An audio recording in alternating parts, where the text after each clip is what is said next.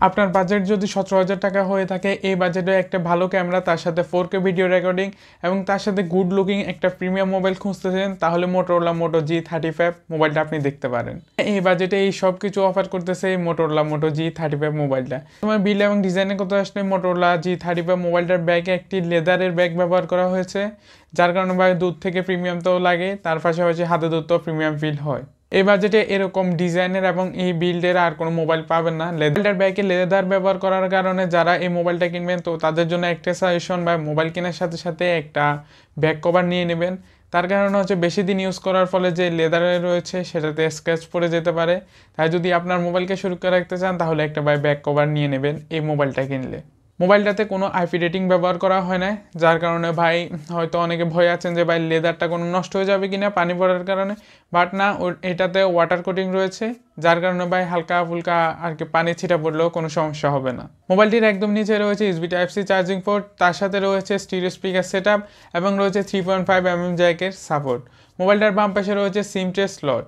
Overall মোবাইলটাতে ভাই দরকারি সব কিছুই রয়েছে, তার সাথে তো ভাই 3.5mm জ্যাকটাও রয়েছে। আর মোবাইলটাতে ব্যবহার করা হচ্ছে 5000 mAh একটি ম্যাসিভ ব্যাটারি, যেটা দিয়ে ভাই আপনারা নিঃসন্দেহে একদিনের ব্যাটারি ব্যাকআপ পেয়ে যাবেন। আর তাছাড়াও ব্যাটারিকে চার্জিং করার জন্য মোবাইলটিতে ব্যবহার করা হয়েছে 18 ওয়াটের একটি চার্জার। মোটোরোলা মোটো G35 এর কানেক্টিভিটির কথা আসলে মোবাইলটাতে Wi-Fi 5 এবং Bluetooth 5 পেয়ে যাবেন। তাছাড়া মোবাইলটার কানেক্টিভিটিতে এসে আমি একটা জিনিস দেখে আগ্রহ হয়েছি, সেটা হচ্ছে NFC সাপোর্ট। হ্যাঁ, এই বাজেটে এই মোবাইলটাতে আপনারা NFC সাপোর্ট পেয়ে যাবেন। বাংলাদেশে সব জায়গায় হয়তো NFC সাপোর্ট আর কি করে না, তাছাড়াও যেসব জায়গায় NFC সাপোর্ট করে ওই সব জায়গায় আপনারা NFC-টার সুবিধা ব্যবহার করতে পারবেন। তো এটার প্রাইসের কথা আসলে মোবাইলটার 4/128GB ভেরিয়েন্টটার দাম হচ্ছে 16,500 টাকা। তো আমি অনেকগুলো শোরুম অর্থাৎ অনেকগুলো দোকানেও ভাই খোঁজাখুঁজি করেছি, তো তাদের বেশিরভাগ কাছে অ্যাভেলেবেল ছিল না। এটা শুধুমাত্র আমি অ্যাভেলেবেল পেয়েছি টেক অ্যান্ড টক বিডি থেকে, ওইখানে কোনো স্পন্স না, বাট ওইখানে আপনারা এই মোবাইলটা পেয়ে যাবেন। G35 এর ডিসপ্লের কথা আসলে মোবাইলটাতে ব্যবহার করা হয়েছে 6.72 ইঞ্চির 120 হার্জের একটি IPS LCD ডিসপ্লে। সো এই বাজেটে ভাই 120 হার্জ আসলেই বলা বাহুল্য, আর কয়েকটা মোবাইলও দেয়, তবে বাই 120 হার্জ পেয়ে যাবেন, সমস্যা নাই। আর তার সাথে রয়েছে HDR10 সাপোর্ট, অ্যান্ড যার কারণে ভাই কন্টেন্ট ওয়াচিং হবে দুর্দান্ত। তবে মোবাইলটার চিন অ্যান্ড বেজেলগুলো যদি দেখেন, একদম বড় না, এই বাজেট সেগমেন্ট হিসাবে ঠিকঠাকই রেখেছে। আমার মতে Xiaomi 14C থেকে একটু ছোটোই রেখেছে।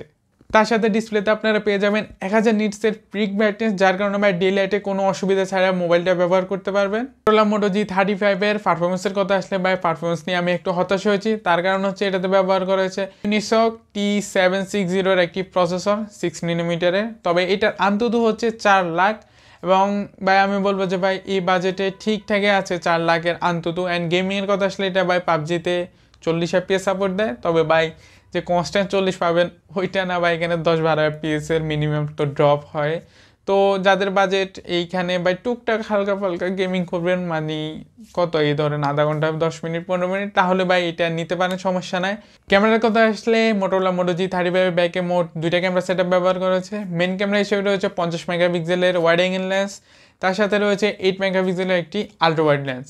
মোবাইলটা সব থেকে হাইলাইটেড পার্ট হলো এটার ব্যাক ক্যামেরা দিয়ে আপনারা 4K-তে 30 fps ভিডিও রেকর্ড করতে পারবেন, এবং 1080p-তে 30 fps এবং 60 fps ভিডিও রেকর্ড করতে পারবেন।